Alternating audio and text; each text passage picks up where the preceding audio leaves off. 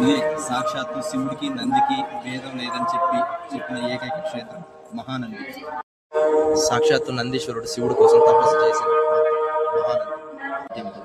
లోపలికి వెళ్ళి చూపిద్దాం అనుకుంటే ఫోన్స్ లోపల లేదు, సో బయటే కూర్చొని చెప్తున్నాను. మెయిన్ శివలింగం దగ్గర నుంచి వాటర్ వస్తాయి.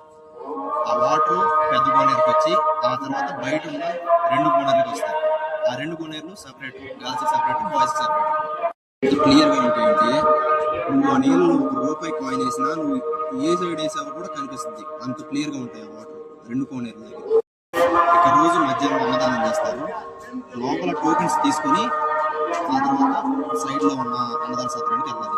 ఇక్కడ స్థల పురాణం గురించి తెలుసుకుంటే, పూర్వం ఇక్కడ పాలించే రాజుకి ఆవులు ఉన్నాయి. ఆ ఆవుల్లో ఒక ఆవు రోజు అడవికి వెళ్ళి ఒక పుట్ట దగ్గర పాలు పోస్తూ ఉండేది.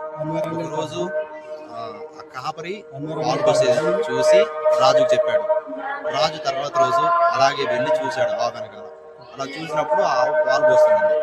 ఇతడు కోపడకుండా నవ్వుతూ దేనికోసం చేస్తుందో అనుకుని ఉన్నాడు. ఈయన కొంచెం ఒక అడుగు ముందుకేయంగానే ఆ ఆవు బెదిరి పుట్ట మీద కాలు వేసేసింది. సో ఇంకా పుట్ట పగిలిపోయింది. అది చూసిన రాజు బాధతో ఇంటికి వెళ్ళి పడుకోగా శివుడు రాత్రి కల్లోకి వచ్చి, నేను ఆ పుట్టలో వెలుతున్నాను, నన్ను బయటికి తీసి పూజలు చేయండి అని చెప్పడం జరిగింది. లోపల ఒక ప్రసాదం కౌంటర్, బయట ప్రసాదం కౌంటర్ ఉంటుంది. లోపల ఉన్న దగ్గర ఓన్లీ క్యాష్ ప్రసాదానికి. అదే బయటకు వస్తే ఫోన్లు తీసుకొని బయటకు వెళ్ళి అక్కడ ఓన్లీ ఫోన్ పేనే. ఇక్కడ క్యాష్ ఉంటుంది, అక్కడ ఫోన్ పే ఉంటుంది.